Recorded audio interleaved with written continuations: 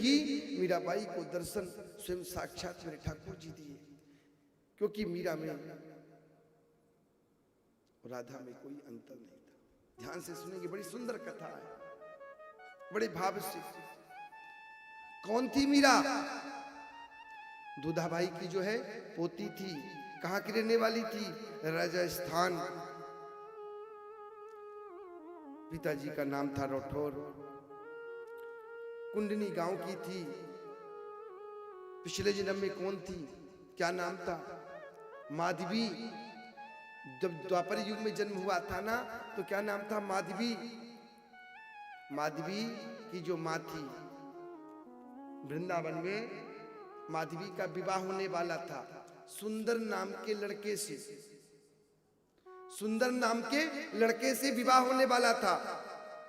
अब क्या हुआ कि मेरे ठाकुर जी,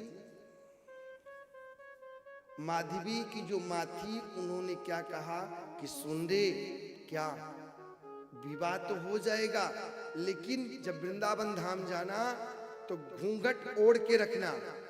बोले क्यों मैया? बोले घूंघट इसलिए ओढ़ के रखा है, खेलता है, चला जाता है, और जो उसे देखता है तो केवल उसी को देखता रह जाता है। हाँ, इसके सिवा फिर सब कुछ भूल जाता है। वहां हम देखिए कि 80 90 साल 100 साल की जो है ना, वो भी मैया उसकी दीवानी हो गई है। ध्यान रखना, घूंघट जो है नहीं। अब माधवी की मां को पता नहीं था। जो पता होता तो ऐसा नहीं बोलती, वो भी अनजान थी। अब विवाह हो गया सुंदर के साथ। अब जब सुंदर के साथ विवाह हो गया तो कहां पहुंच गई? वृंदावन धाम। जैसे यमुना जी पार की, कन्हैया खेल रहे थे। अरे सुंदर सुंदर सुंदर, कहां गया था? लग रहा है कि विवाह करने के लिए गया, मुझे लेके नहीं गया। अरे कम से कम भाभी का तो एक बार दर्शन तो करा दे। क्यों नहीं, तेरी भाभी ये दर्शन कर ले। जैसे कन्हैया दर्शन करने के लिए पालकी, पहले पालकी में जो है विदाई हुआ करता था। आजकल तो बड़ी बड़ी गाड़ियां हैं कि नहीं, राधे राधे कहना पड़ेगा।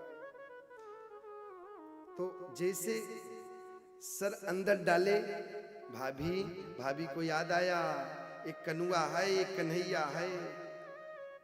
जैसे याद आया तो उसने अपने सर को घूंघट से ढक लिया, और जैसे सिर को घूंघट से ढकी, भगवान ने कहा एक बार तो दर्शन करा दे भाभी।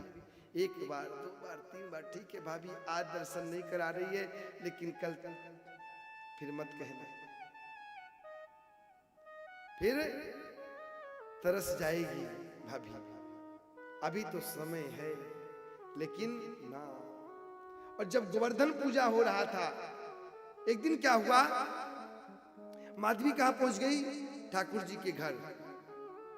ठाकुर जी ने पूछा किसकी भी? कौन है? मैया यशोदा। मैया ने कहा कि ये जो है ना सुंदर की बीबी है, सुंदर की पत्नी है। तो भगवान इधर से जा रहे थे तो रास्ता इधर मोड़ लिए। और जब एक दिन गोवर्धन पूजा हो रहा था, तो जब भगवान कनिष्ठा में उठाए थे, वही वृंदा भगवान के जब चरणों में आके गिरी, और जब भगवान के चांद से सुंदर ये तेरा मुखड़ा, और जैसे मुखड़ा वृंदा देखने लगी तो देखती की देखती रह गई। भगवान ने सर को नीचे नहीं किया, और वृंदा ने कहा, ओहो, माँ ने मुझे क्या कह करके भेजी थी? क्योंकि माँ की भी गलती, माँ को पता ही नहीं था कि वो तो भगवान है, ये तो भगवान है, भगवान है। मुझे क्षमा करे प्रभु ने कहा, इस जन्म में नहीं, कलयुग में जब तू मीरा बन करके आएगी तब जाकर तेरा उद्धार होगा। वृंदावन में भगवान जा भी रहे थे, फिर भी कभी मीरा के घर नहीं गए उस दिन से।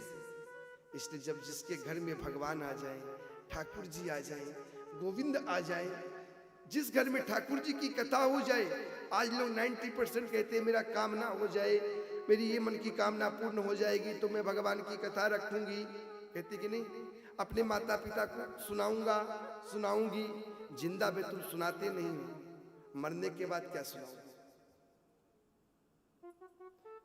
खाक सुनाओगे? एक आध बच्चा कोई होता है कि कथा सुनाता है। अरे जिंदा में आप सेवा नहीं कर पा रहे हैं तो क्या बुढ़ापे में सेवा करेंगे? मरने के बाद सेवा करेंगे ना। इसलिए अपने जीवित ही दान पुण्य कर्म भागवत पुराण सब कुछ सुनना चाहिए, गोदान करना चाहिए, 10 पिंडी कर्म भी कर लेना चाहिए। हाँ, मैंने शास्त्र कह रहा है, अपने आप करके जाना चाहिए। समय का कोई भरोसा नहीं है कि बेटा करेगा कि नहीं करेगा, बेटी करेगी कि नहीं करेगी। हाँ, इसलिए अपने आप जिंदा ही कर देना चाहिए, क्योंकि राधे राधे कहना पड़ेगा।